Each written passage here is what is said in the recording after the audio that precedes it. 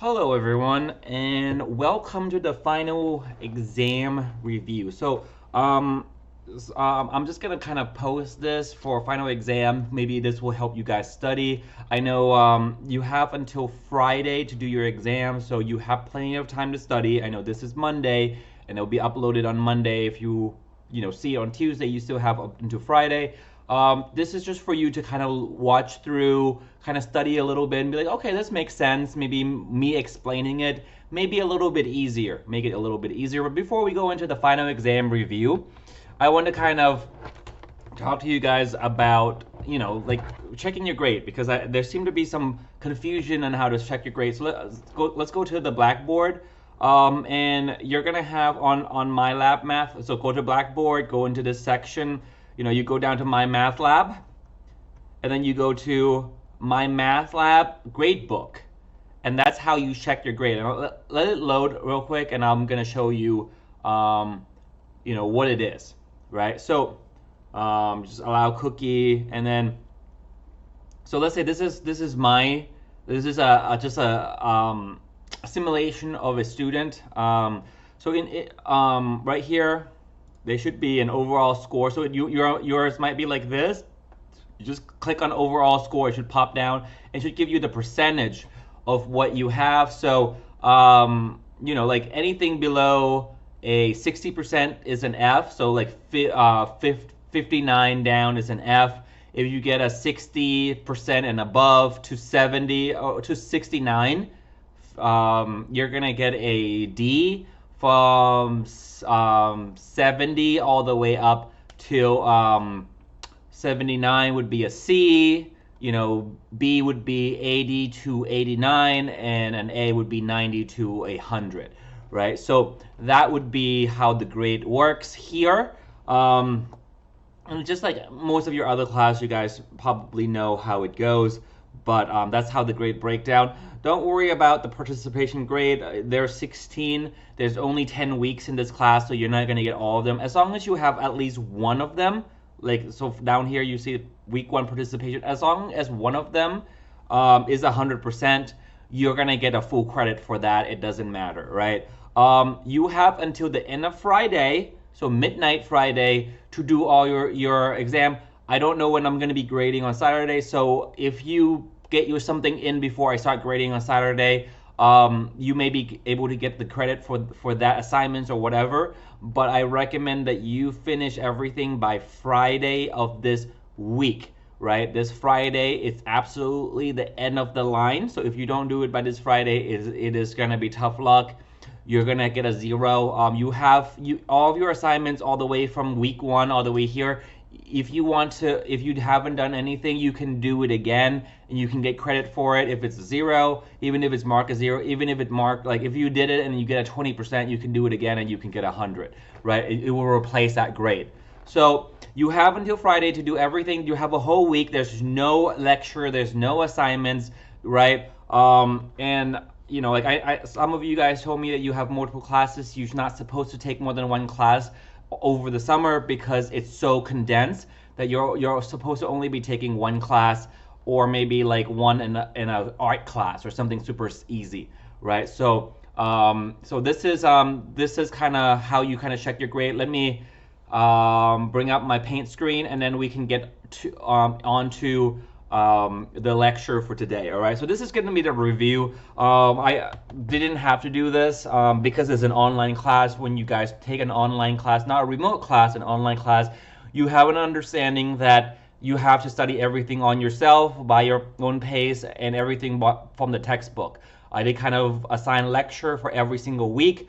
And I'm here for any type of lecture, any type of help, right? So the entire time I've been here, only one person reached out for a review for an office hour, and we had a good kind of thing. But checking of your grades right now seems like a few more of you guys. If you need help, you definitely should have reached out. I'm here until the end of the week. I'll be busy on Friday, but all the way up to Thursday. If you need to set up an appointment for an office hour, please do so. Just I'm an email away, and I can answer any type of question that you may have, right? So not too late. And let me, before I get into the lecture, let me kind of just talk about how the grading works, right? So the way that we're grading here at RCBC is that your assignments is heavier than your exam. So if you pass every single quiz and every single assignments, like your homework, with 100%, and you probably could do that because you have 5 attempts for every single quiz, you have unlimited attempt for homeworks. If everything is 100%, if you just pass with an F on all your exam, even if it's at a 20%, which is a low F, right? If you get 20% on every single one of your exam, but you did all of your homework and assignments at 100%, you will still pass with a D. Right? You still will pass the class. The minimum to pass this class is a D, right? If you get an F, you'll have to take this class again, right? And you'll get into trouble if your work is sending you here to learn, with your work, because they're paying for you, and some integrity does go a long way when someone else is paying for your education, right? So that being said, let's get into the lecture for today.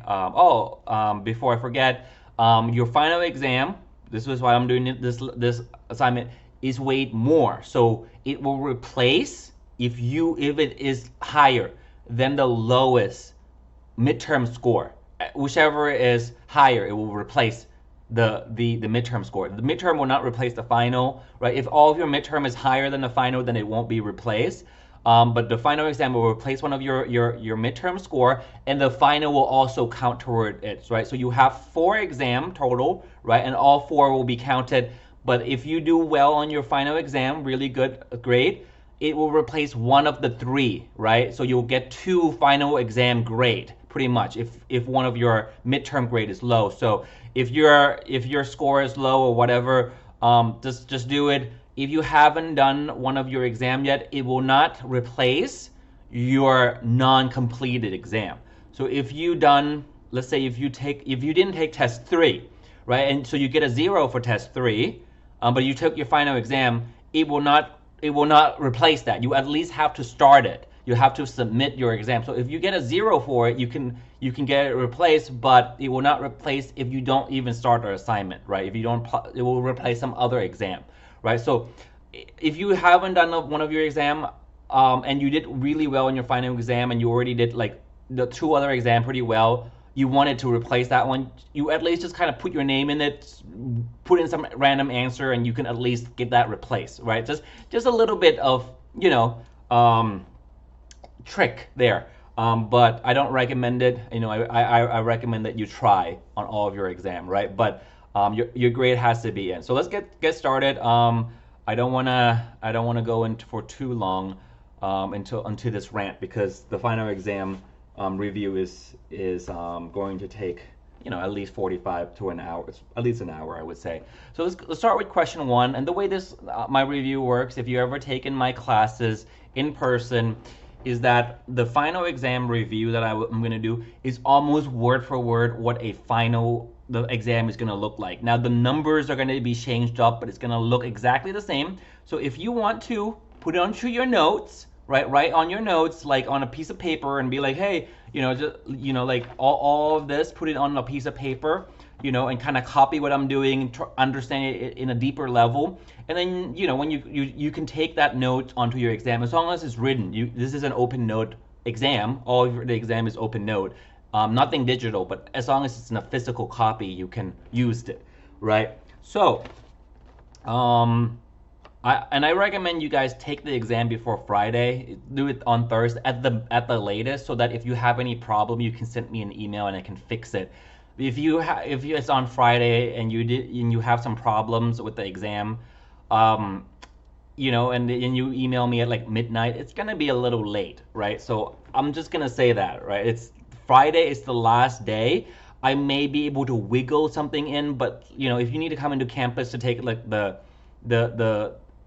at the computer lab on the weekends, it's closed on the weekend. So and the grade has to be in by the weekend. So don't wait till the last minute, right? You can go and take the exam, like on campus or whatnot. Okay, I'm gonna stop talking. Let's go into the review, because I'm going on this rant, right? So let's start with question 1, and the question is going to be like 3ab,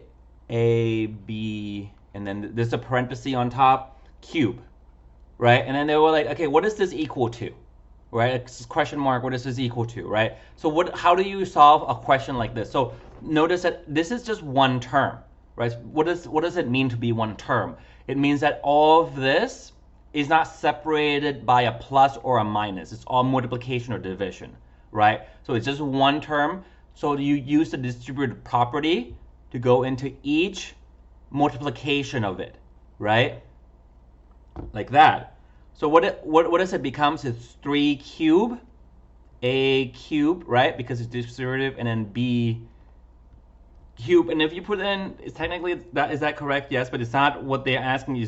They want you to simplify it as much as possible. So it's 3 cube. You can use your calculator, right? So it's 3 cubes, right? 3 times 3 times 3, 27, right? And then you have a cube and b cube, right? And that's the answer right there. So that's what we're looking for on the exam, right? Number 2, we have this equation, negative a squared. This is a, not 9.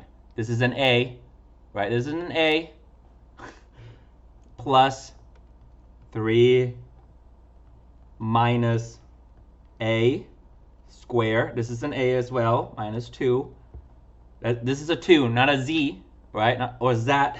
It's a 2 plus 6a as well, minus 5a plus 7, right? So how would you do something like this? The best thing to do with this is to see, is this plus, minus, or is it multiplication or division, right? If it's multiplication or division, the way of doing it is a little bit different, right? But since this is a subtraction, right, you don't need to go and do the FOIL, right?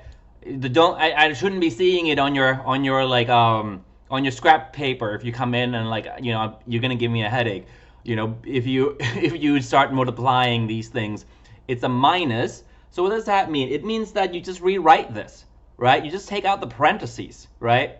If there's anything in front that's multiplied in, you just distribute it in, but there's just only plus or minus for this one. So just rewrite it, right? A squared plus 3, right? So there's nothing in front of here. There's a minus here, so it's minus a squared. Why is it? And then plus 2 here. And you're like, why is this? Because you use the distributive property to go into it, right? So there's a minus here. This is like -1. So you do -1 times a squared. That would be a negative a squared, right? This -1 times a -2, which is negative times negative, is positive, right? So -1 times 2 is just 2.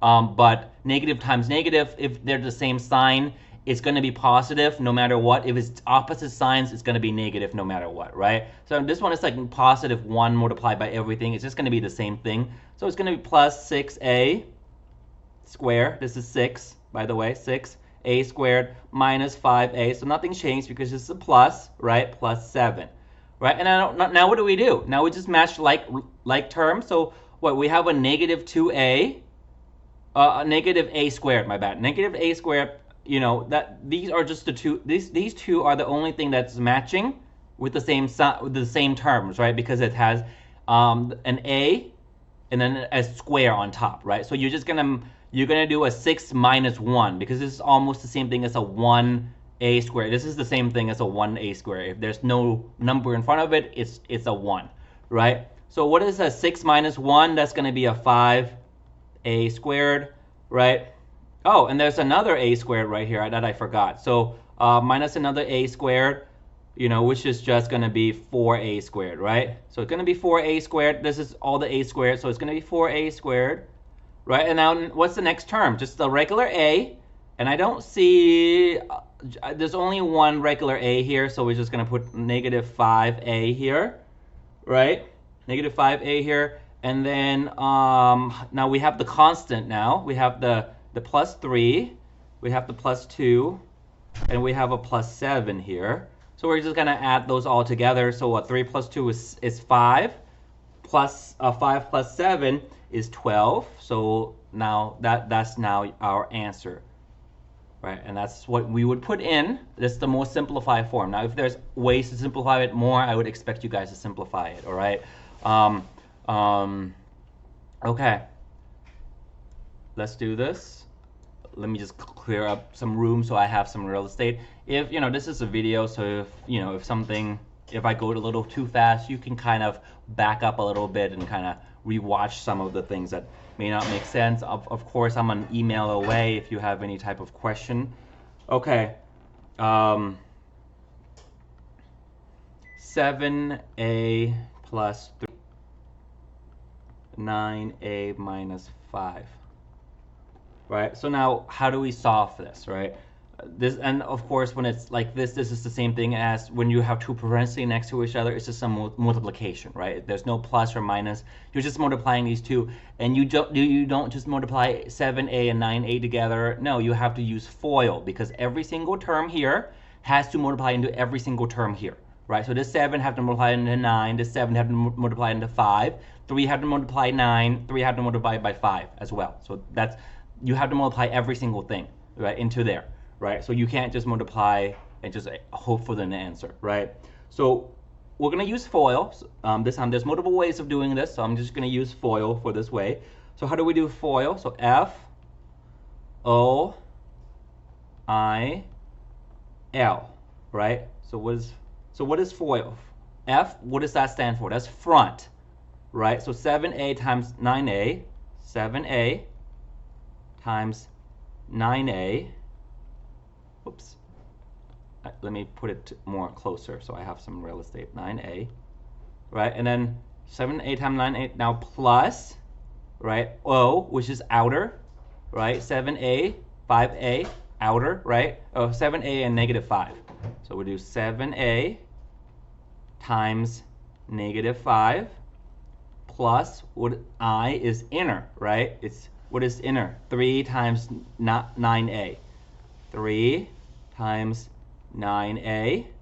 And L, what is that? Last, right? The two last thing right here, which is just plus. The last, which is just 3 times negative 5. Don't forget the negative, right? It's not just 5, it's a negative 5. So make sure you pull that in so when we do the calculation, we get the correct sign, right? So what is 7a times 9a?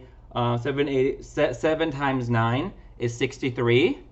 What is a times a? A times a is just a square, right? So 63a squared plus, what is 7 times negative 5? So I'm going to take, it's going to be a minus because a negative positive would just become negative, right? So what is 7 times 5? That's 35. A plus, what is 3 times 9? 27. A, and 3 times 5 is negative 15, right?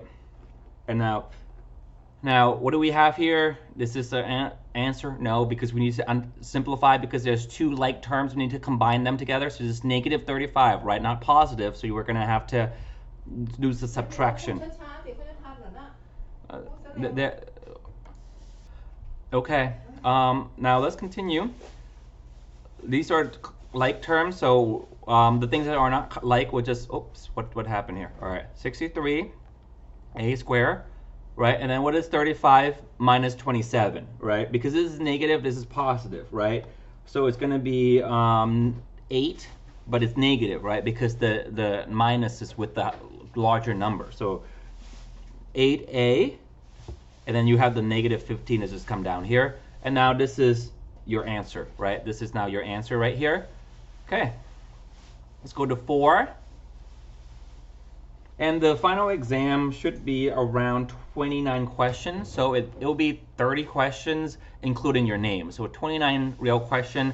I give you guys extra time so you have more than 75 minutes. I think you have like over an hour. Over 2 hours, I believe, or yeah, close to that. Let's kind of go into the 4. Just make sure you monitor the time when you're doing the final exam, right? So you don't run out of time, when you're doing it, right? That seems to be a problem that some people have. They completely forget to monitor that time. If the question is taking too long, skip it, then you can always come back to it, right? You know, all the questions are worth exactly the same points, so it doesn't make sense for you to waste time on a point that is the same point versus something that, you know, you may not be able to get to that would take you like less than a few minutes, right? So let's go to question 4. X minus 6, this is a 6, not a 5. 6 x squared minus 5x plus 4. All right, now how do you multiply this? Right, so now this is a binomial. This right here is a binomial. This right here is a trinomial, right? So you can't use a FOIL because FOIL use binomials. Both of them has to be binomial. So how do we do this? So every single term here has to multiply into the second term. So we're gonna first do the x term right here, right? And you're gonna pick the side that to multiply that is, you know, shorter, right? So the binomial is shorter than a trinomial. So we're gonna use x and we're gonna multiply x into every single term here, and then afterwards you're going to multiply this 6, negative 6, it's negative, right, into every single term here, and then you're going to add them all together, right? So let's kind of do the x first. So what is x times x squared? It will be x cubed, right? X times x squared is x cubed. X times negative 5x will be negative 5x squared plus 4x, right? So negative 6 times x squared here, because it's 6. Negative 6, right? Go into every single term now, right? Negative 6 into the first term, which is x squared, would just be negative 6, negative 6x squared. Negative 6 times negative 5x would just become negative 5 times 6 times 5 is 30, but it's negative times negative will be positive 30x, right? And then what is 6 times 4? 24, right? Because negative 6 times 4, and I did a plus instead of a minus, so I'm going to erase this. Is actually a minus, right? Because it's negative, positive will be negative, right? So just make sure the sign is correct. You guys are going to miss out on a lot of points if you don't kind of remember the signs. All right, so from there, what do we have? We have x cubed, you know, and then which is just by the term by itself. So you don't need to combine it. Negative 5x squared minus 6x squared. This becomes negative 11x squared, right? 4x plus 30x becomes plus 34x, right? So those are the only like term, and then you have a negative 24, and that should be your final answer right there. And let me make sure it's correct. And yes, it is correct. So that's how you finish that question, something like that. It does take some time, so make sure you pace yourself, know what you're doing, get some practice in, and you should be able to do it relatively quickly. Of course, I am going through it a little slower because I'm teaching it, but you should be able to get through it relatively quicker than I am. So let's do number 5. Let's do 10a minus 3 square, right? So now, how do we solve that? Well, we have a square, so remember your identity, right? What is the identity for this? It's this one, right? A minus b squared is equal to a squared minus 2ab plus b squared, right? So just simply this, when it's this is a, this is b, this is the entire thing, not just this a, right? So it's 10a, it's just the same thing as this a. This is the identity of it, right? So what are you going to have here? You're going to have this 10a squared, because this entire thing is an a, minus 2, and what is the a? 10a times b, which is what? 3, not negative 3, right? Because the minus is already here. So it's just a regular 3, right? Plus, what is that? b, which is 3 squared, right? So now we're just gonna need to just do the math. What is 10 squared? That would be 100. Distributed property, right? This goes into this goes into this, so this is gonna be 100 because 10 squared, and then a squared is just a squared minus what is 2?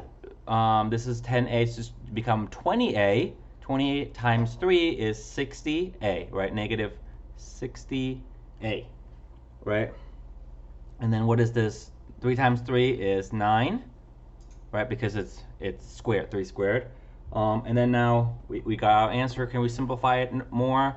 No, so we're just gonna leave it there the way it is. Right, let's do 6. So you have 4x squared plus 24x minus 64, right? Now, how do you solve this? So you can do the what we do here by trying to figure out what's 4 times negative 64 equal to, and what does it add up to become 24. We can do that, or you can notice that 4 is a factor to everything. What does the factor mean? It means you can take out a 4 by dividing 4 by everything here, and it will become more simplified. So let's do that. Let's pull out a 4 from that. So when you pull out a 4 of this, just be x squared.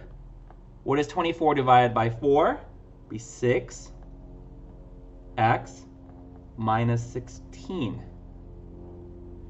Okay, so now how do we do this now? All right, so just kind of put the 4 to the side. We're not gonna forget it, but we're gonna kind of just put it to the side, and now we're just gonna solve what's on the inside, right? So now how do we solve that, right? Well, what multiply into get 16? Negative, right? Negative 16, but then they add up to get positive 6, right? So just kind of think about it a little bit. Well, 8 times 2 is 16, right? 8 times 2 is 16, but then like one of them has to be positive or negative, right? So if 8 times negative 2 would be negative 16, because this is negative, right? So it needs to multiply to get negative number. So one of them has to be they have to have opposite signs, but then they have to add up to get positive 6. So one of them has the one that's positive has to be bigger, right? So if we do this, right? So we do x plus 8 and x minus 2, right? So 8 times 2 is 16, right? But then opposite sign, so one of them they have to be opposite sign, and 8 minus 2, add them together, becomes 6, right? Positive 6. So this is what we have, and then we bring the 4 down here. Can't forget the 4, and that's how we simplify it. That's how we solve this, right? And that's pretty simple, right?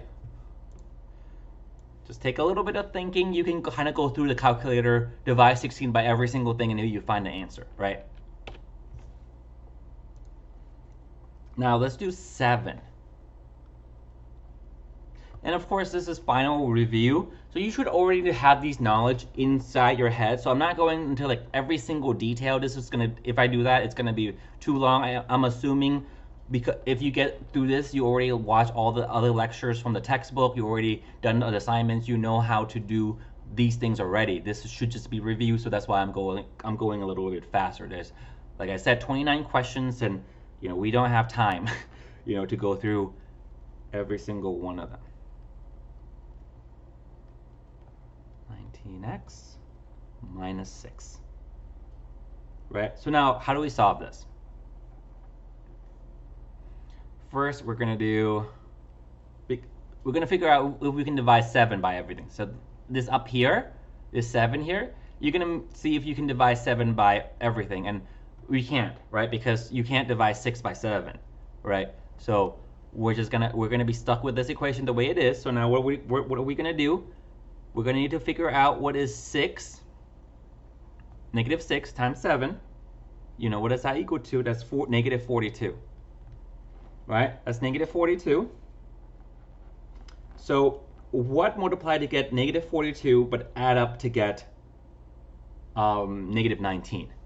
Right, just kind of think about it a little bit. So the answer is you know, is what? 21, negative 21, and positive 2, right? Why is that the case? Well, 2 times negative 21, what does that equal to? Negative 42, right? Because they're both opposite sign. You need, this is negative, positive times negative, this is going to be negative number. So it's going to have to be one positive, one negative, right? And this is negative 19. So it has to add up to get negative 19. What is that telling you? It means that the negative number has to be greater than the positive number, right? It has to minus to be equal to 19, right? So that's just kind of how you kind of do that, right? So now, just because you get that, you don't get the simple answer. Now you're going to have to keep doing it by simplifying this. And now you can switch 2 and 21. It would still get, you still get the same answer, right? So we're going to kind of put parentheses on these 2's, right? On these 2, and then we're going to kind of factor it out, right? So what is the factor of this? This is 7x, right? Because there's 7, you can pull 7 out of 21, you can pull 7 out of this, you can pull x out of both of them. So when you factor out 7x, what do you get? X minus 3 plus, how do you pull out the 2x? What do you factor out of here? You have a 2x and a negative 6, so the factor is a 2, right? So you pull out a 2, x minus 3. And notice that these two are matching at this point. If you kind of pull them out and they don't match, check your math. You're doing something wrong, right? You go back and check your math, right? So now these two are matching, so those are the factors now. So what do we have? We have 7x plus 2, which we pull out. We're going to combine that together. 7x, right? 7x plus 2, right here. Right, 7x plus 2, its own parenthesis. We're going to smoosh this together and it will be a multiply, x minus 3. And if you're wondering how this works, you're just factoring out the common factor in both of them. And the common factor is x minus 3. So you're just pulling out the x minus 3, you know, from both sides. And like kind of like what we did with this on top, we're just pulling out the x minus 3 on both sides. And what you're going to be left inside, which is x minus 7x plus 2. That's what you're going to be left inside. And then you're going to have this as a factor that out. So that's how the math works, right? But if it's easier to remember that you're just going to combine this, these two have to match, by the way. These two parentheses inside has to match. It has to be exactly the same. If it's not, you're doing something wrong. Check your math, right? So that's kind of the answer there. That is the answer there, right? So let me flip the page. So next, let me just erase this so I have some real estate. So now we're going to go to question 8. So like I said, there's 29, so this is going to be a little bit, right? This is going to be a bit, this is a longer video, and I'm trying to make sure that you guys understand it. I'm going slower than I would go with my regular class because this is an online class and you guys don't see me doing lecture quite often. So I just want to make sure that, you know, if you're a little bit rusty from the textbook or whatever, if you're seeing me explaining it in great detail, you may be able to kind of fill in those gaps, right? So how do you do this problem, right? So there's this x squared right here is by itself, so there's no need to, there's nothing in front of the x, so we don't need to try to figure out if we need to factor out anything or not, right? But there's a special rule for this. You can definitely figure out, you know, what multiply to get 144, but then add up to get negative 24. You can definitely do that, and my pen fell, so give me 1 second. And another thing that you need to kind of remember is that if you have a negative here, and you have a positive here, it's gonna always be a negative and a negative number. You're gonna have 2 minus, but it has to be add up to get this, right? Because the only way you can have a negative number here is if you add up 2 negative numbers. And the only way you can get a positive here is if the 2 signs are, the same, right? So that's kind of how it works. Now, of course, if this is negative and negative, then of course the sign has to be opposite, right? But just a quick tidbit, you know, like, but so in this case, you can definitely figure out the way that we've been doing it, or you can remember your identity. Notice that this 144 is a factor, right? So what does that kind of tell you? remember this equation right here. A squared, this identity, minus 2ab. And you should know these identity by the back of your hand. Like you need to memorize them. It will pop up all over the place in calculus and everything after this class. So you definitely need to memorize these identities.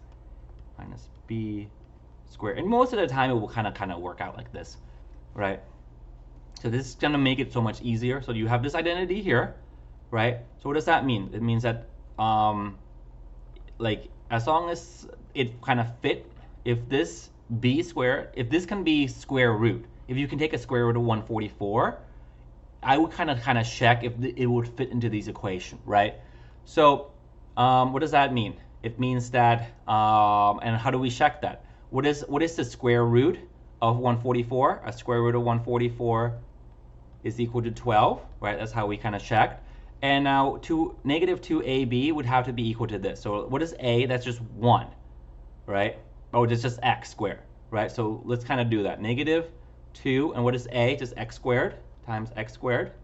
What is the b? Because the square root, right, of this is just the square, because there's a square here. So you need to take a square root, so it's multiplied by 12. And if you do this, what is 12 times 2? 12 times 2 is negative 24, and then what is this x? X, and I added this squared. It's not squared. There's no squared here, right? Because it's just the a without the squared, right? So it's just x. So notice that negative 24x is the same thing here as this right here. So now we know that the identity works, right? And usually you get kind of like a sixth sense when you see something like this. If you've done enough practice, you just kind of know it would kind of fit this identity, but I would kind of check it, right? So now how do we do this? Just kind of use this equation. So what is a? Just x squared, or just x, my bad, just x. X. What is b? Just negative. What is b? 12, right? Minus 12 squared. That's it. That is it for this problem. Pretty fast, right? Right. And this, of course, without me explaining all the kind of principle behind it, it would be really fast, right? It would take you guys at most 5 minutes. I would say like 2 minutes, you know, if you understand what you're doing. So the next question is x squared minus 9, right? So the way this kind of exam kind of worked out is like the middle is usually the shortest, and then like the outer end, so the beginning and the end tend to be a little bit longer, from what I can notice. Actually, the end is really fast. So the beginning is actually, it takes a lot more work. So if you guys want to skip a little bit and kind of do the end and kind of work your way back up, you can do that, you know, just in case you run out of time. I doubt you're going to be running out of time. I give you guys so much more time than regular classes, other classes, and they are able to finish it on time, right? So with the extra time, I'm sure you guys are going to be able to finish it. Okay, so let's do number 9. You have x squared minus 9, and it said they want you to factor it out. So remember this identity, right? A squared minus b squared is equal to a plus b, a minus b. And it goes both ways, right? So this goes this way, this can go backward as well. So the identity can go both ways, right? So in this case, you have x squared minus 9. Can you square root the first thing? Can you take a square root of the first thing? Yes, of course, because the square root of x squared is what? Just x. What is the can you square root 9? Yes, the square root of 9, 3. So when you have this has to be minus. If it's plus, you can't do anything to it. It's done. You can't simplify it anymore. If you have a minus, you need to make sure if this can be square root. If it can be square root, then you can use this identity to kind of simplify it, right? So now how do you simplify it? Well, you have a, which is just x. You just write it as the identity, plus b, which what is b? Square root of 9, right? Square root of 9 is just 3. So that's the square root of 9 because it's b squared, right? So if you take a 3 squared, it will be 9, right? So just working backwards, 3 times x minus 3. And that's the answer right there, right? So the first like 7 question takes a bit. So now it should flow pretty quickly from now on, hopefully. I do have word question on question 12, which may take a little bit more time, but it should be it should, like, once I write it down, the solving is not that hard, just the writing it. Okay, so 10 x squared plus, oh, minus, my bad, minus 13x plus 36. This is equal to 0, right? And how do we do this, right? So same thing, how you do it, right? You just kind of do what multiply to get 36, but add up to get negative 13, right? And I'm going to kind of speed through this because I already kind of explained how to do this. It's just negative 9 times negative 4, we get 36, and they would add up. These two negative would add up to get negative 13, right?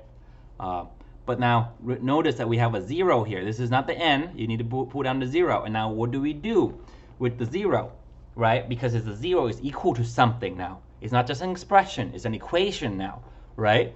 With an equation, it means that we need to solve for x. We don't know what x is. And notice that there's two multiplication here. What multiplied to get 0 for this one? What can we put to get 0? Well, you can make either this one, because anything multiplied by a 0 would just be 0. So either you make this 0 or you make this 0, right? Either one, either or, right? So let's make this 0 first. X minus 9 equal to 0, right? On this side. What is x minus 9 equal to 0? Well, just how do you do this? You move the 9 over to that side by adding 9 onto both sides. I shouldn't be telling you how to do this because this is 100 level stuff, right? Math 100 before this class, right? So the last class you should already know how to do this, right? So that's one of the answer right there. X equal 9. Let's do x minus 4 equal to 0. And now how do we solve for this? Move 4 over to that side, become positive, right? Negative, move over there, become plus 4, right? So x equal to 9 and 4. So how does it gonna look? X is equal to 9 or 4, right? Oh, I'm doing a parenthesis. Doesn't need to be. So 9 or 4, either or and, right? So, and why would that work, right? So if I put a 9 here, what is 9 minus 9? 0, right? It doesn't matter that 9 minus 4 is not that, it's 5, right? Because if you take 5 times 0, it's just gonna give you 0. So that's how we kind of solve for that equation. That's how we get there. And if you put 4 here, this will be 0. So what 4 minus 9, what? That's negative 5, right? That would just give you, that's just negative 5 times 0. Still going to be 0, right? So it doesn't matter. All right. Now let's move on to 11. Whew. X cubed minus 12x squared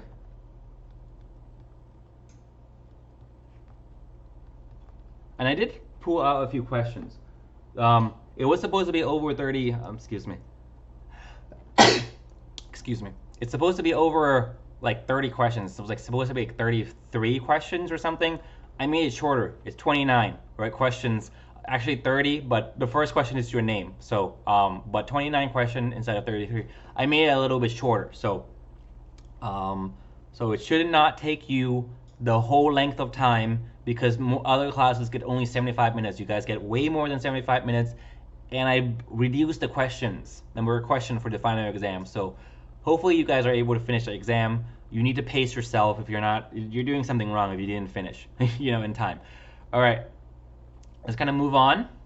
How do we solve this? Same thing as the top, right? Same thing as the top. But notice what's different here. This is a cube, not a square. And notice that there's all x's here. So what do? We need to factor out a number. So now sometimes it's going to be an x cube and there's a bunch of x and you can take out an x.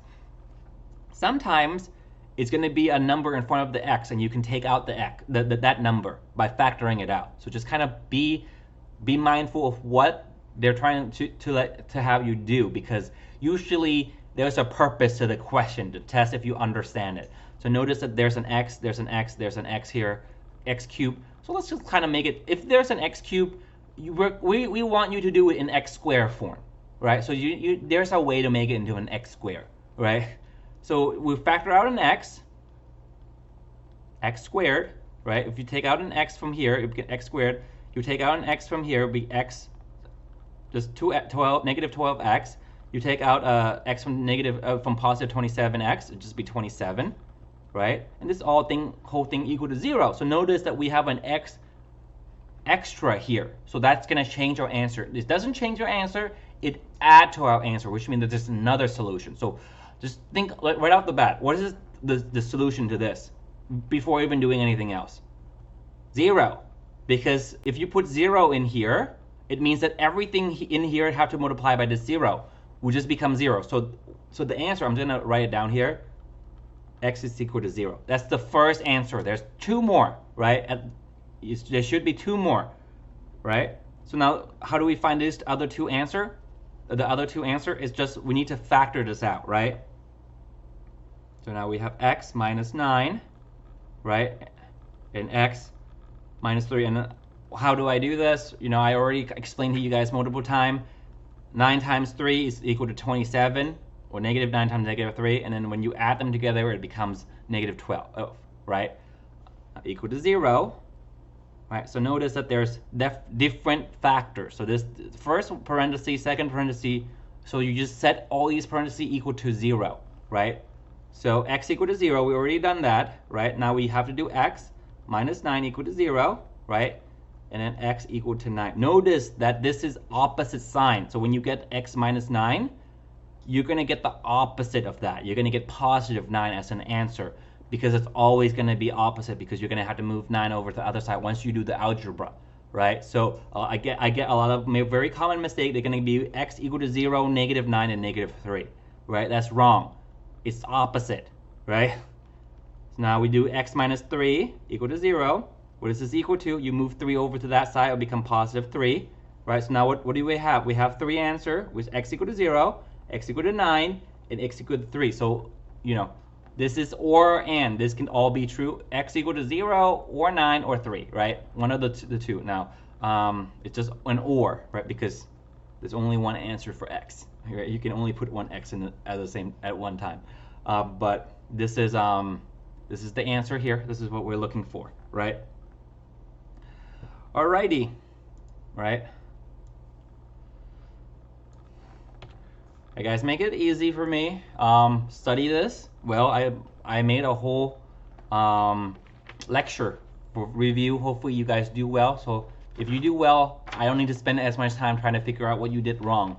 You know, and it's better for you, it's better for me, because if you guys know how to do it and you get all the answer correctly, I don't need to spend as much time grading it. Right, so let's do this. Question 12, and this is gonna be a word question, so I'm gonna type it out, so give me 1 second. I'm gonna get the word out. Right, and I'm gonna pull this out down here. I shouldn't, okay, so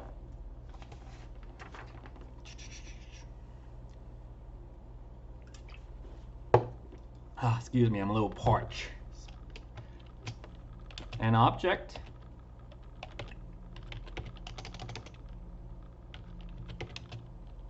is thrown upwards from top of a 160 foot. And these word questions are exactly what you have learned, and I see that my face is there, so I'm gonna just kind of do a new line so it doesn't go into get cut off. Foot building with an initial velocity of 144 feet per second. The height h. That's the height, not g, h, my bad. H, let's just do a little h. Just make it a little simple. There, right? The height is h of the object after t is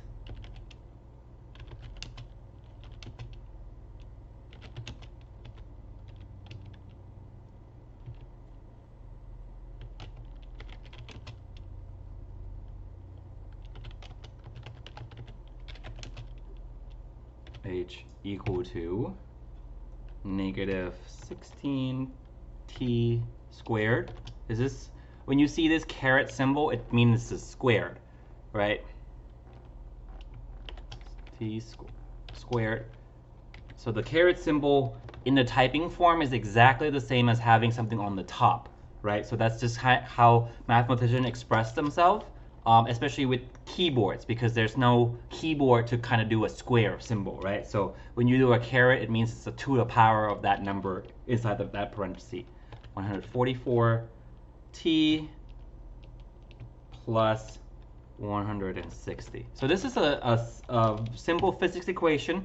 This is mechanics. So when you go to college, and this is college, but if you take a entry-level physics class, you know, this is going to be the first equation type deal that you're going to see, right?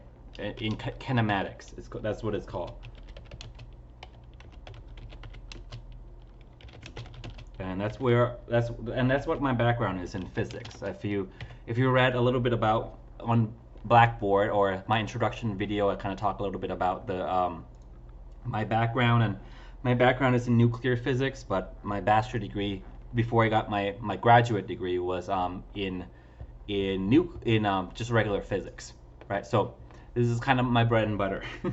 So let's kind of read this together and let me kind of explain what it is. It's really not that hard. It's really simple. Once I can put words to the numbers. Okay, an object is thrown upward from the top of a 160-foot building with an initial velocity. What is velocity? Velocity just means, it's another term for speed, right? Velocity is in vector instead of in scalar, but that's more complicated jargon, but that just means that it just kind of, for now, it's the same thing as speed, right? So like, you know, you're driving down a highway at 35 miles an hour, you know, that's a speed, right? Velocity is very similar to that.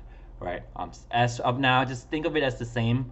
It's just there's just direction to velocity instead of scalar, which is the speed. There's no direction, right? Of 144 feet per second. Right. So that's the speed. This is feet per second, right? Kind of like miles per hour. The height h of the object after t second is given by the quadratic equation. When will the object hit the ground? So how do we solve this? You're like, oh, this is so complicated. I'm not a physicist. You know, like you, professor, like that's like Neil deGrasse Tyson type thing, right?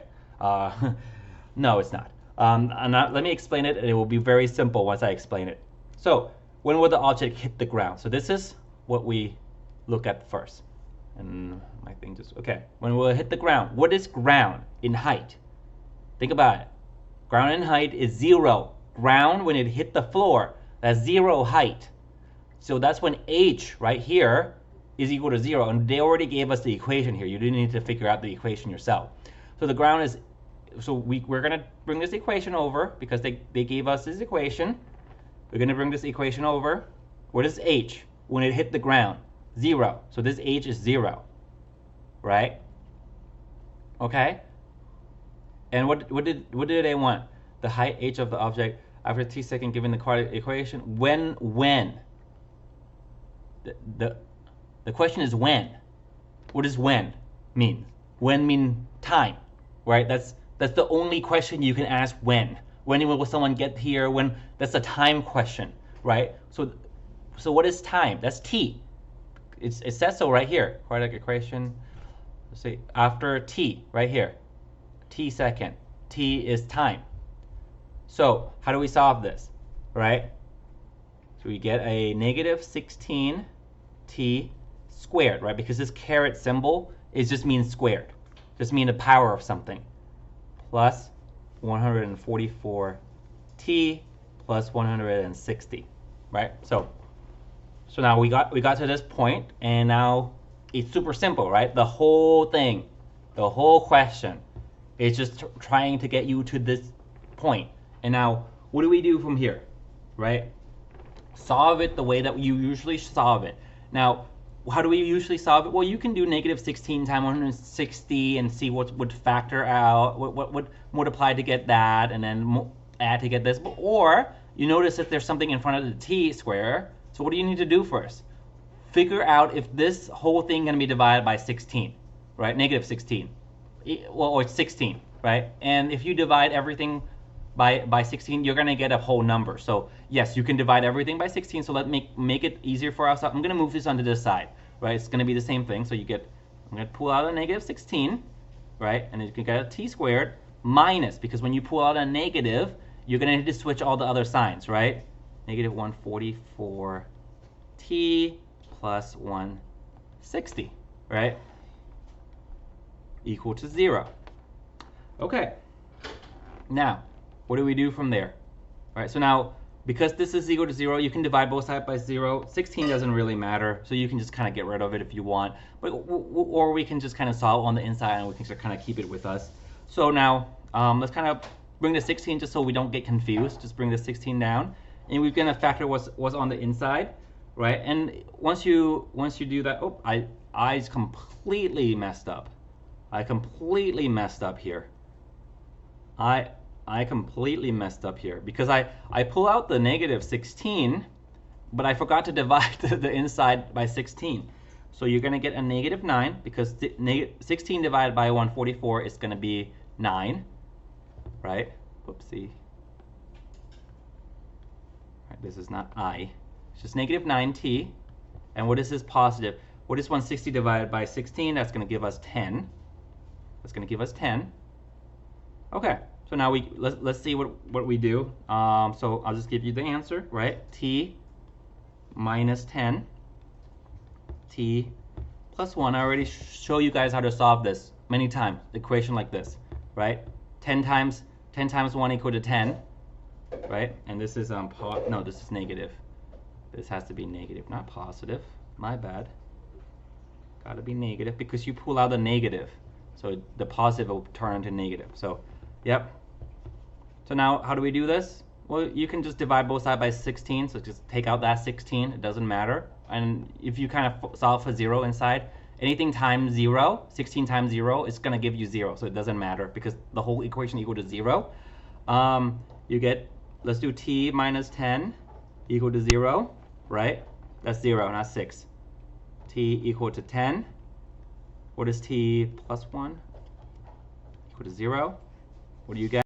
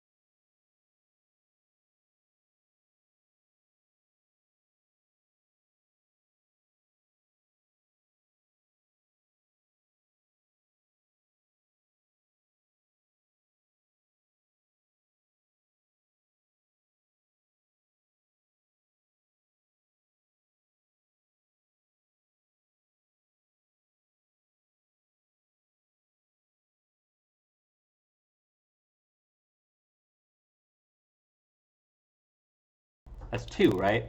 So that just becomes 2. So these just cancel each other out. This becomes 2, 2, and this just becomes gone, right? So then what do we have now? Just rewrite it to make it simpler. 2 times 8 over what?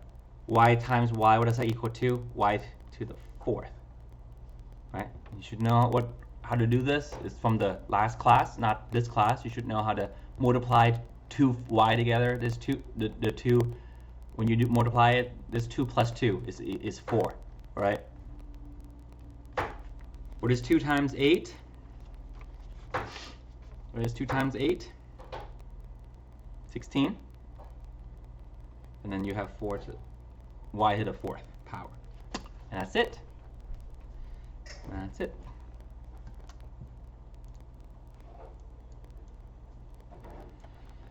Done. Okay, now let's do 15. Halfway there. It's a long lecture. Minus 9 over x squared minus 2x minus 3 times x plus 1 over x. Okay, how do we do this? Just multiply the top and the bottom, right?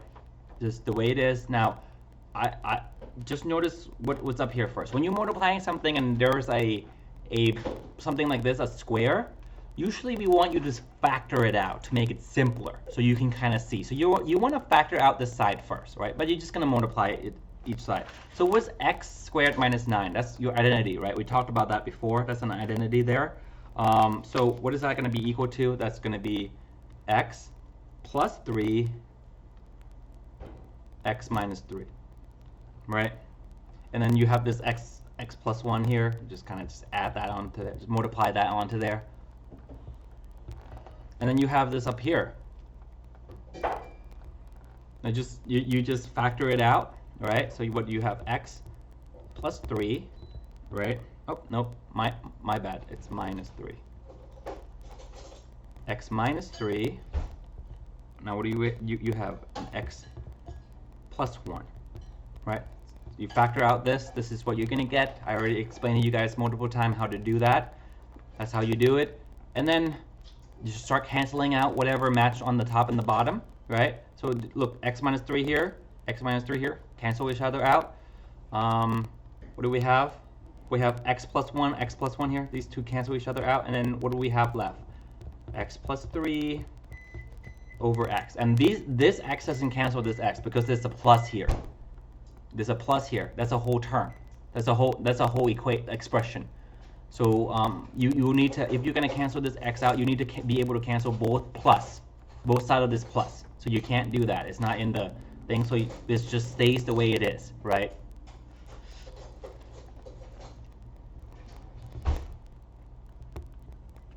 (16) 2x over x minus 9 minus x over x minus 3. What do we get here? This is minus. So what do we do first? First, what we want to do is match the bottom. This is just standard subtraction addition. You know that these two fraction, their denominator are not matching because this is minus. This is not multiplication or subtraction anymore. So what do we have to do? We need to make the denominator the same, right? So how do we make the denominator the same? Just multiply it. So you multiply this side by this side. So this is missing the x minus 3. So you're just going to do x minus 3, right? So you have 2x and then x minus 9 here, right? And in order to make this the same as this side, so that we have the same denominator, we're going to need to multiply it by negative x minus 3, right? And then if you do the same something to the denominator, you have to do the same thing to the numerator on top as well, right? Then minus stays there. And now we're going to need to make sure that the denominator here matches as well. So you have x minus 3 here, and then what is it? And then x on top. So what is it missing? X minus 9. And now notice that both of these are the same because we want to make the denominator the same. And now we're going to multiply this by x minus 9 because when you add something to the bottom, or you multiply something by the bottom, you have to multiply it by the top as well to make it matching. So now what do? We just subtract it. We just put them together. These two things smush together. The denominator does not minus one another. The denominators stay the same in negative or in plus or minus type fraction, right? So what we're going to have is x minus 9 and x minus 3, right? And now what do we do with the top? 2x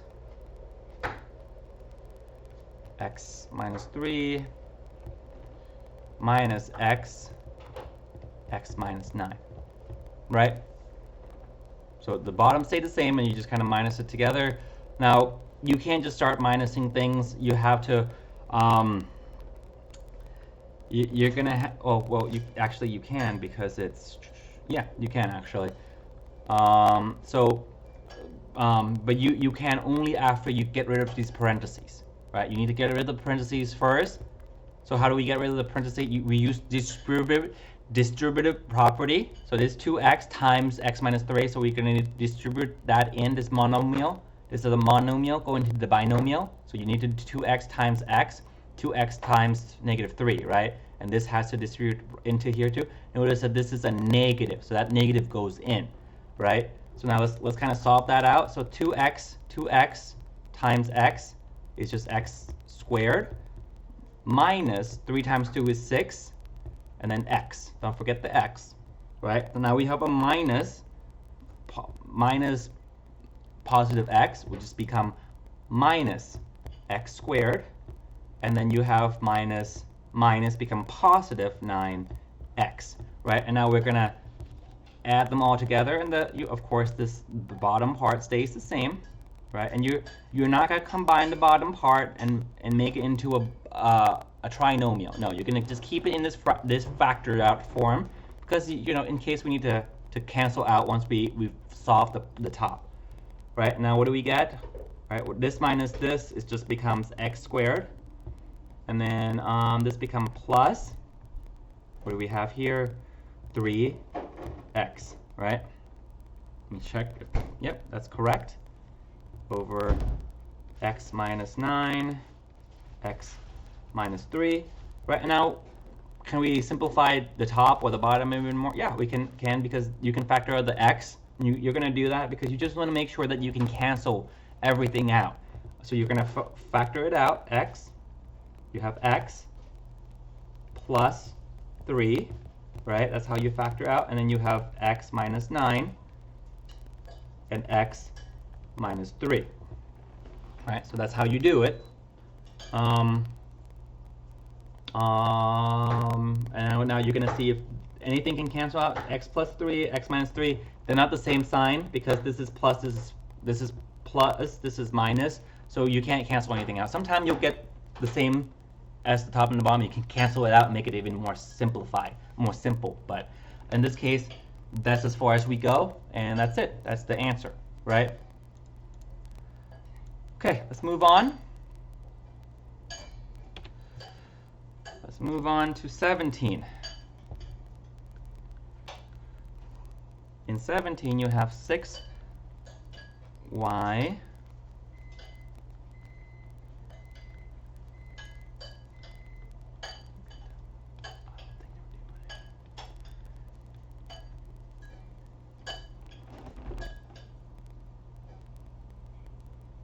Okay, so this is the equation here.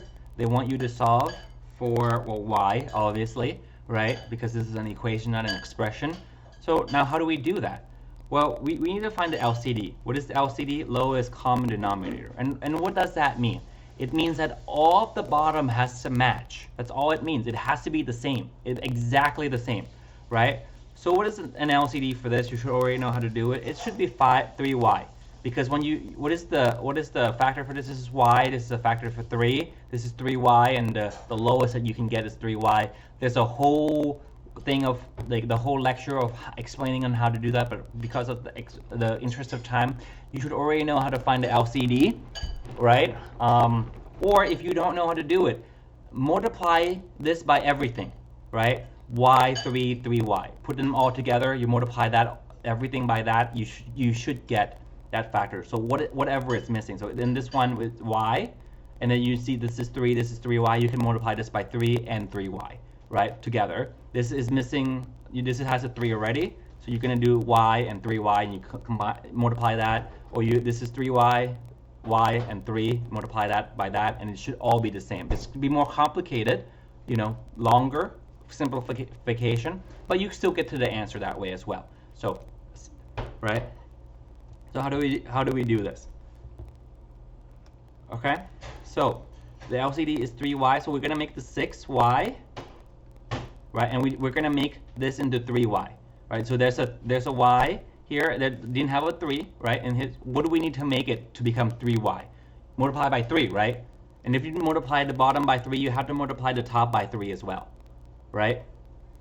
Plus 8 over 3, and then what is it missing? We're trying to get to 3y. What is missing? A y, right? So if you multiply the bottom by y, you have to multiply the top by y, and then you have what? A 2 over 3y, which is already at the 3y, so we don't need to do anything to it. Okay? So what is 3 times 6?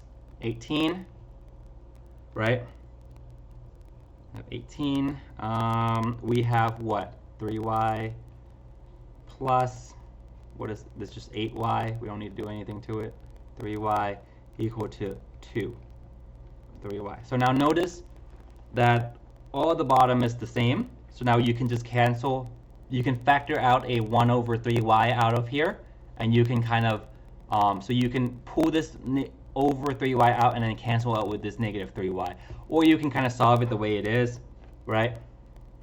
So let's kind of, let's cancel this out, because if they're all matches and they're equal to one another, you can cancel it out, right? Or you can factor it out and you can cancel it out that way. It works the same way, right? So now what do we do? Now you have a y and you have the constant. Now you want to put y onto one side, so you have 8y. You want to move this 18 onto the other side, 2 minus 18 right here. Right, now you want to solve for y. This is from last class, right? Not from this class, it's from the previous semester, as you should already know how to do this. So now you just do y. What is 2 minus 8? 2 minus 18 is just negative 16. Right, now you divide both sides by 8, so divide both sides by 8, so that the 8 will cancel each other out. So like, let's say you have 8 here, right? You just divide both sides by 8, right? Because it's from here, you divide both sides by 8, and then you have negative 16 over 8, and you have y is equal to negative 2, right? Once you do this, what is 16 divided by 8? It's 2, right? It's negative 2, and that's your answer, y equal to negative 2. That's 17. Okay, home stretch, 19. 18. Let's go to 18.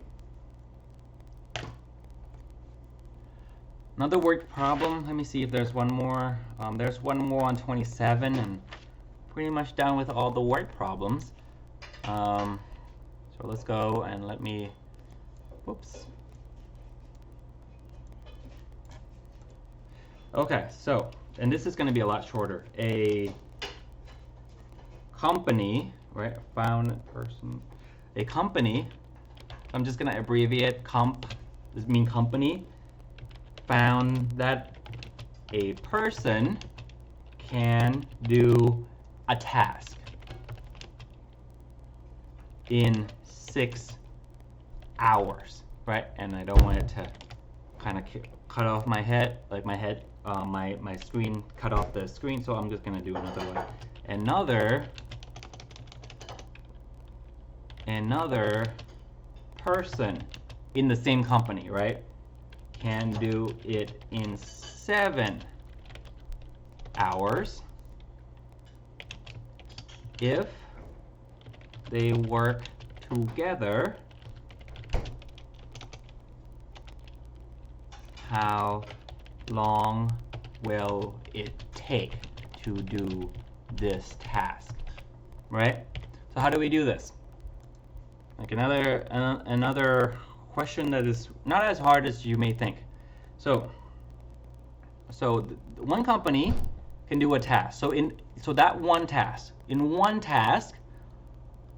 that one task, it takes 6 hours, right? So in one task over 6, it takes 6 hours. Another person can do that one task, the same thing, right? Because it's that one task in 7 hours, right? And now for that one task, because they're working together, right? For that one task, and this is like a business question, so you're going to be a manager in the future. This is a very common thing that you may be calculating, which is pretty simple. How long will it take if they both work together, right? We don't know the time that it will take for that one task if they work together, right? So now we set that up. Pretty simple, right? So now how do we do this? We need to set up the LCD, right? How do we find the LCD? Just do all the fraction multiplied to one another. 6 times 7 times x, right? What is that going to be equal to? 42x, right? So that's going to be the LCD there. So now we're going to make the bottom, the denominator, equal to 42. So now we're going to do this 6. What do we need to multiply the 6 into to get 42x? 7x, right? Multiply it by 7x into 6. Because 6 times 7 is 42, and then you are missing the x. So you need to multiply it by 7x, and you're going to get 42x. So if you multiply the bottom by 7x, you're going to have to multiply the top by 7x as well. Right? Now we have 1/7, and now we need to make the bottom equal to 42. So what do we multiply 7 by to get a 42x? 6 times 7 equal to 42, and then we are missing an x, so we need to multiply it by 6x. So if you multiply the bottom by 6x, you're going to have to multiply the top by 6x as well. And then, now what is this missing right here? It's missing a 42, right? It's an x. It's an x. So we already have the x, but we need to multiply it by 42 to get 42x, so that everything is equal to one another. So this will become what? 42. And that's it. And now, once we got to this point, everything matches. You can start adding it up. That's fine. You know, you can start adding it up, and you notice that all the terms are matching now. You can just cancel out the bottom, right? Because it's equal to sign. But let's instead of confusing you guys, let's just kind of add this together. First, what is 7 plus 6? That's 13x, right? And what is 42x? What do we do with that? That's smushed together. We don't change the denominator. If it's matching, it stays the same, right? We don't add a denominator. Don't do that, right? Equal to 42 over 42x. And now you notice here, you have this factor here. You can just cancel these two out by, multiplying both sides by 42x, right? That's going to be the same. So now what do we have? 13x over 42. How do we solve it? X equal to 42 divided by 13, right? And then can we simplify it? You're going to get a decimal point if you plug that into the calculator. So this is just the answer here. This is the final answer, and that's it. All right, 18's done. Whew, it's been a while. It's been a long lecture. Okay, let's go with 19.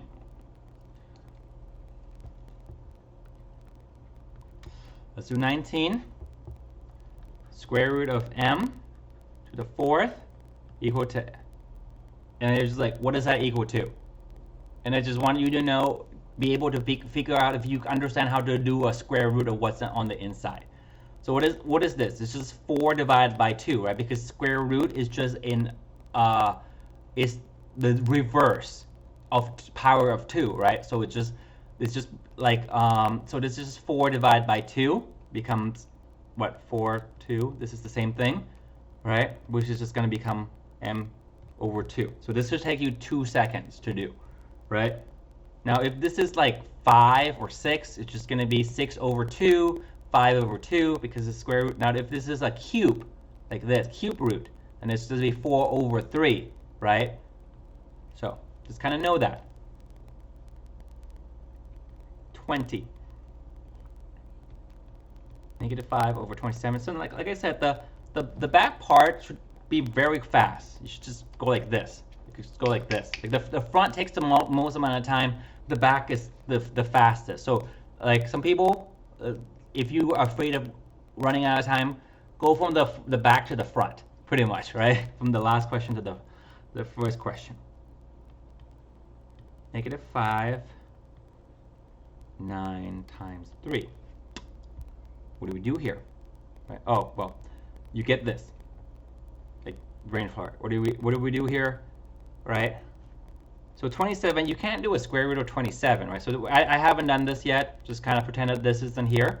So what is square root of 27? It's not you can't do a square root of it, right? So, but how do we make it a little bit easier to simplify? Well, you split it up, because what can you take out from 27 that is squareable? That's 9, right? So if you divide 27 by 9, you're going to get 3. So you're going to get 9 times 3 equal to 27. So just make this simple. What does this equal to? What is this equal to? This is the same thing as -5. So the 5 just kind of follow over. So 9 times 3 on the inside just be 9 by itself times 3. Just like that, right? What is the square root of 9? That's 3. So what's 5?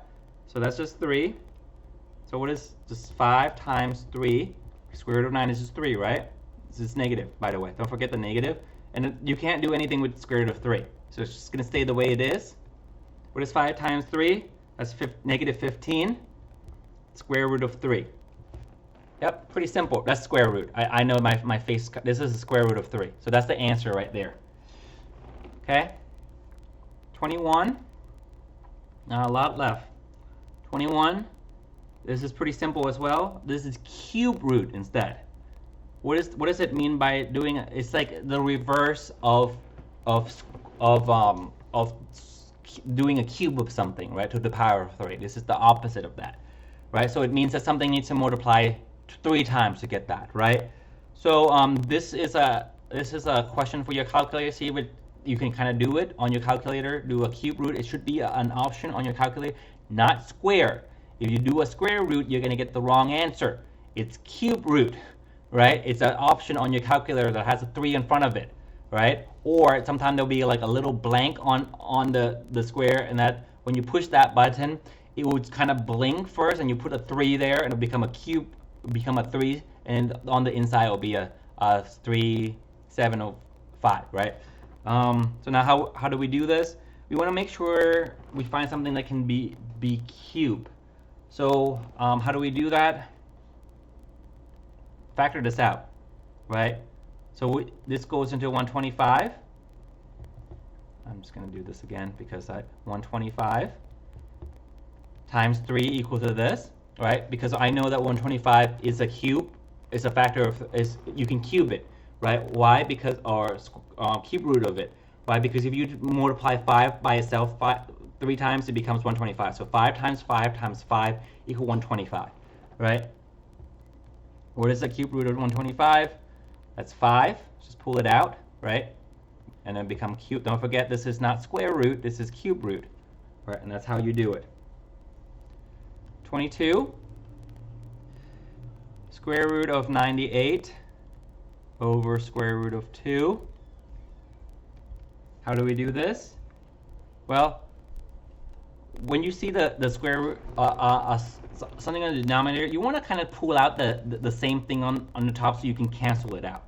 So let's do that. So I want to pull out a 2 from the 48. So what is 48 divided by 2? 48 divided by 2 is 49 times 2, right? And this is square root of 2. Now what do we have here? It's the same thing as 49 times square root of 2 over square root of 2. Now what do we do with this? These two cancel each other out, and you get square root of 49. What is square root of 49?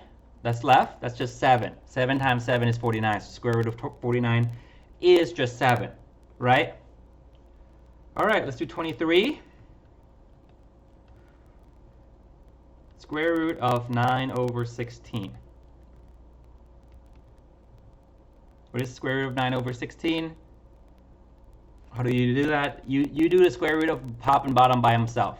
9, square root of 16, same thing, right? You just kind of do the square root of both of it individually, pretty much, right? You split them up.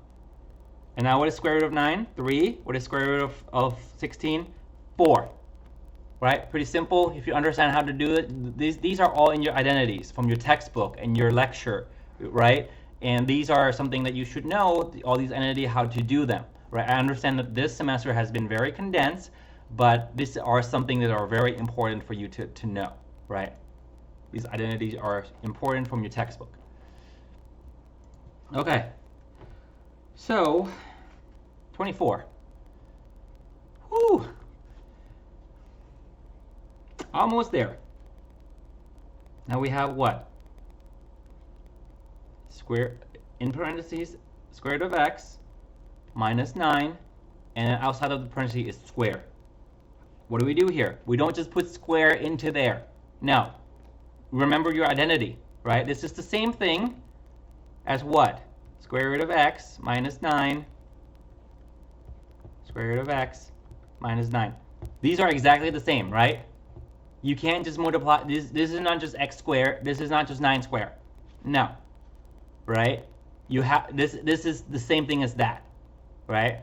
So you could do FOIL, you can, or you can do your identity, right? Your identity, which is what? A minus b squared equal to a squared minus 2ab plus b squared. That's the identity there. Now, what do we do with that? So we have this identity right. We have this identity right here. We have this equation, and this is not there, right? This is not there, right? This is just they just want you. I'm just trying to show you that this and this is the same thing, right? So you can't just put the 2 up here and a 2 here. You can't do that. When there's a minus in there or a plus, that's off the table, right? Okay. So now what do we do? We use this identity. What is a? So it's square root of x. A is square root of x squared. So this square root of x 2 is just going to cancel the square root of the square root and the square root just cancel one another. Minus 2, a, which is square root of x. What is b? B is 9, right? Plus what is b? 9 squared, right? So now what are you going to get?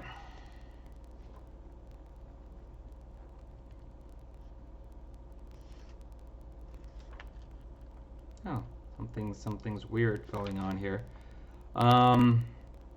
So anyways, let's do this. So what is square root of x squared? That's just regular x.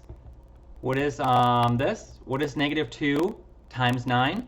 That's 18, right? Square root of x, right? And then what is left here? This is going to be 81 squared is, or 9 times 9 is 81. So that's your answer right there, and that's pretty much it.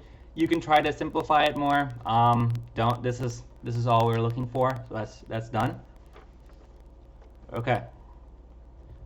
25. 7 square root of 5 minus 9 square root of 5. What does that equal to? So notice this is very fast. Notice this and this is exactly the same. It's almost like an x, right? This and this is, and then what they're trying to test you is if you can recognize that when these two factors are the same, you can just add the 7 and 9 together, or you can subtract it. So this just become negative 2 because 7 minus 9 is just 2, and this negative 5 or this square root of 5 just smush together and become square root of 5, and that's it. It's very fast. 26 is 225 over 1/4, and 4. So what is this? Is all they wanted you to be understand is the factor of a power. Power of a factor is just going to be a 4 to the 4th root of 6 to 5. And now what do you do from here? You put this into a calculator and you're going to get a 5, right? That's it.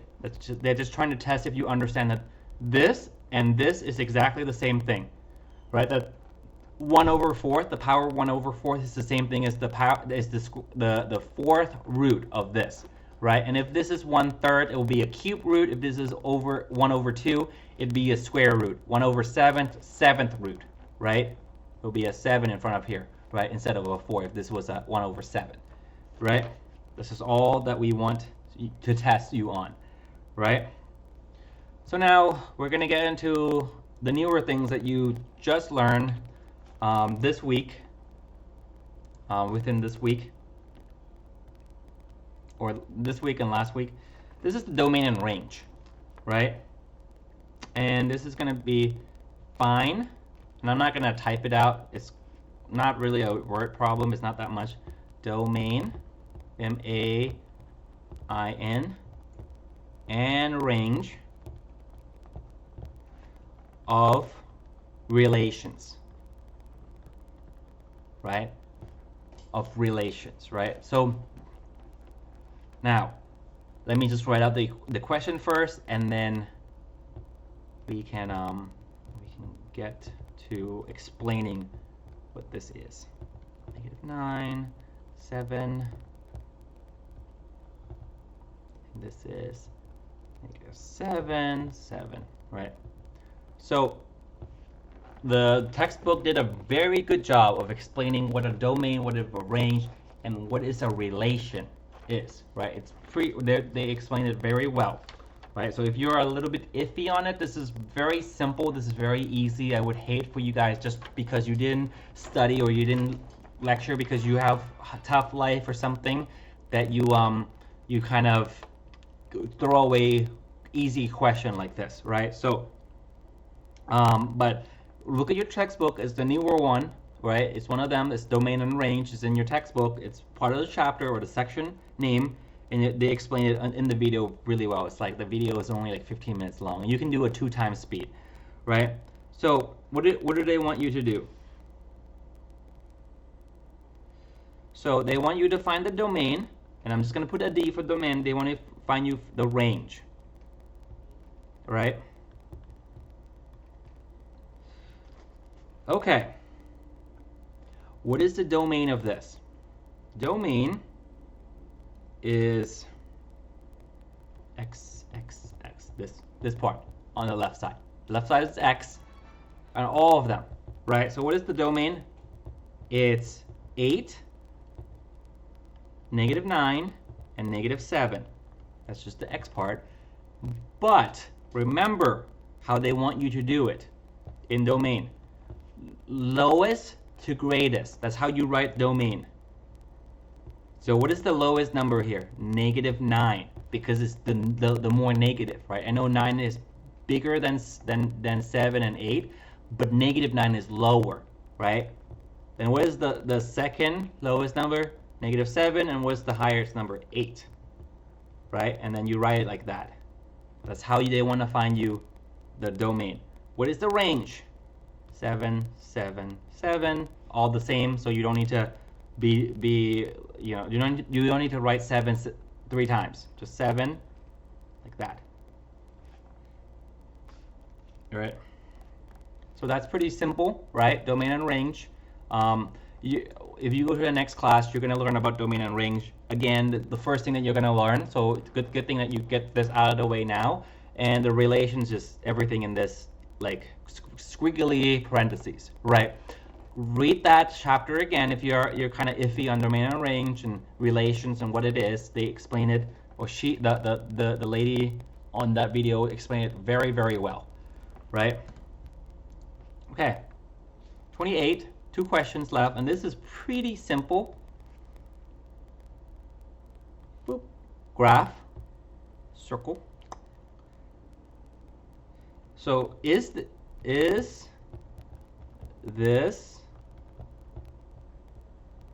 a function?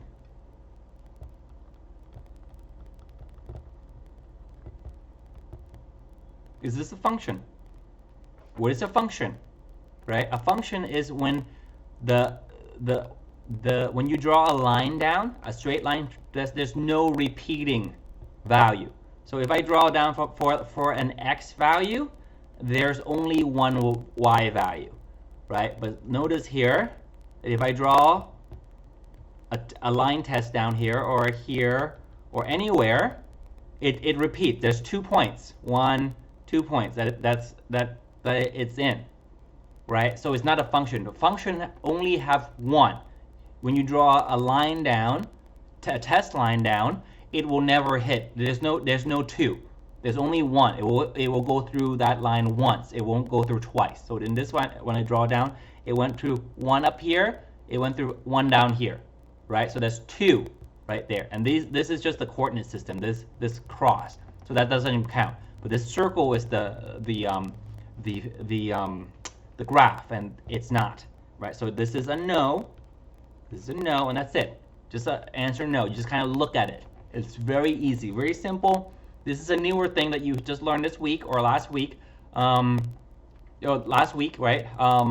So if you on it, go and look up it a little bit more. You should get some practice. This is super simple. I hate for you guys to get the question wrong. And if you get the answer wrong, I can't give you partial credit, right? This is so simple. I can't give you partial credit if you get something wrong like this, right? So it's just going to be a pure 0. So very simple question. Right? Oh man, 31 question, my bad. Okay, so these are going to be pretty simple. 29. Boop. So my bad, it is actually 31 question. Actually, the original test is supposed to be 35, but I brought it down to 31. So there's 31 question, plus your name will be 32, right? But you have plenty of time to do it. So now, what is it asking? So this is a graph, and they're going to be on this graph. They're going to tell you the time, right? So this is like, let's say this is like right here. This is 4 a.m. right? And they're saying that up here at the top of here, this is 7 a.m. right? And then they're gonna give you, and they want to find, and they're gonna draw a line here. Boop boop boop. They're gonna draw a line here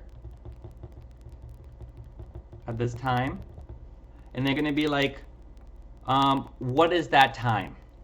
And they're gonna be like, okay, well at this time, this is like kind of the sun angle kind of thing. It's like the sun angle kind of thing, I guess, or something like that.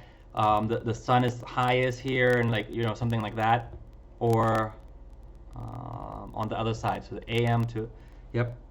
So what they want you to do is find, what is when let's say the object here is at these 2 points, right?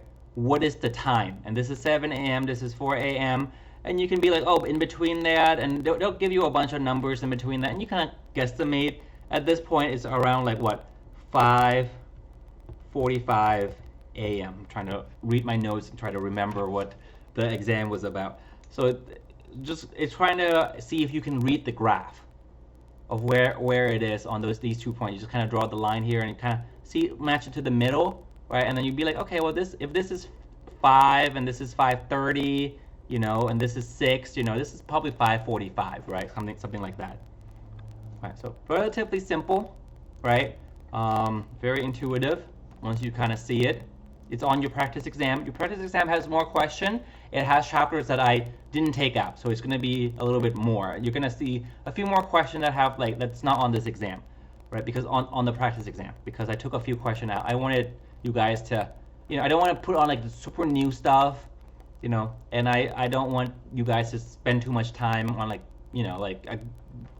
reduce a few questions, right? So you guys have extra time for yourself. And this is going to be a function. X squared minus 5. This is a function. So what is fx? This is just a function, right? This is a function. This is usually, this is like a y equal to something, right? Instead of writing a y as an fx, which mean that it's a function, we mean it goes on a graph. So in your next class, you're going to next semester, next class, you're going to start drawing a bunch of graphs, and this is the function that you're going, like, this is a function because f of x means the function of x, right? Which means that the value for per value of x, the function is equal to what, right? Kind of thing, right? So now we want you to find f equal to -1, f equal to 0, and f, this is 0. What does that mean? Whoop. What does this mean? This should not be hard, right? A lot of people get it wrong. Fx, which means that this is x, which means you put x into it, right? So we're going to do f, you're going to need to do all of these by itself. What do we do with this? This function, f of -1, right? Because this is f of x, which means that this, you replace the x with -1, which means you put the x is equal to -1. This is not that hard. -1, this is squared, this is in the parenthesis, right? Squared minus 5, because it's the entire x. What is this equal to? What is x squared? What is -1 squared? 1, right? -1 times -1, positive 1, minus 5 equals to -4. That what is this? This is how you solve it. It's very simple. Should be very, very easy to do, right? What is f to the 0, right? What is the function of f when x is equal to 0? Pretty much that's what it means. X is equal to 0, which means that you plug the 0 in for x. Simple substitution.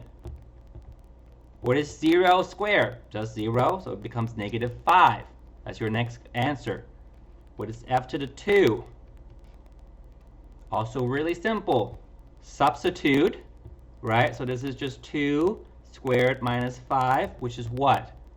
4 minus 5, -1. Really easy, right? Really easy. Don't throw away simple question like this, right? And that's why I recommend doing the bottom to the top, because they're very easy on at the back, right? 31, this is the last question, right? And for you it will be 32 because you have your name on there, right? If, and of course you can write this down in a piece of paper, all of this down in a piece of paper, and bring it to your exam with you as open notes, right?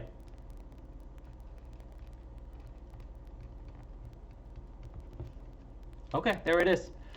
This is it. If x equal to 5, right? When you are right ordered pair, right? 2 seconds. What is an ordered pair? An ordered pair is x, y. This is the point on a graph. That's what an ordered pair is. It's a point on a graph. This is the left side will always be an x point. Whatever on the horizontal is the x value, the right will be the y value.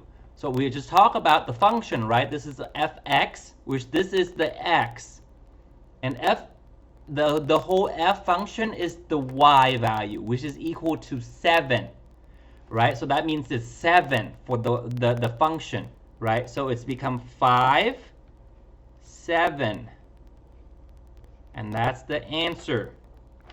That's it. Very simple, right? Should be the easiest question. That should be your first question that you do, because it's so easy, right? You just go to the back first and then do the back forward, right? Okay. Okay, guys, that's it for lecture today. Well, for the rest of the class. So, if you guys have the chance to register for my class next semester, I don't know if I'm teaching anything above 100A, but you can.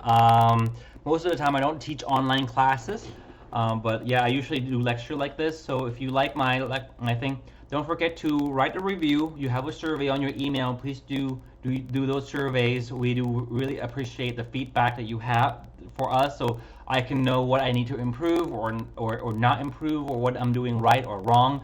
And it's anonymous, right? So it takes like 5 minutes to do, and yeah.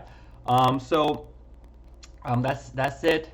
Make sure you get everything in by this Friday. If you have any question, email me. If you have any problem, email me. I'm willing to work with you if you have some problems. Computer lab, the testing center on campus, you can come and take it there, or you can just go use the computer lab. You can go to the tech center, or you can go to the main campus, and there's a computer lab room that you can just borrow one of the computer, and you can take it onto any of the computer as well, because this is a online class. You don't have to go to a testing center. You can.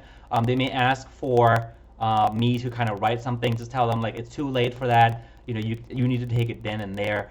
You know, like you can do that way, or you could just go to a computer lab on campus and do it. You can of course do it from home if you don't have any problem with your lockdown browser. That's kind of the way that most people does it, is through home. You can also do your, if you haven't done your past exam yet, please do them. It will populate as a 0 and it doesn't get replaced by the final exam. Right, guys? Okay, that's it. It's been a long lecture. Thank you for a great semester and a great class, and I hope the best for you guys. This is the end of this class, and if you are going to the next math class, yeah, that's awesome. If not, that's fine. If you're going to a bigger college after a couple of years and do a big name school, I'm always here. If you need a letter of recommendation, be sure to request it from me. I can write it for you guys, whatever. All right, peace, guys.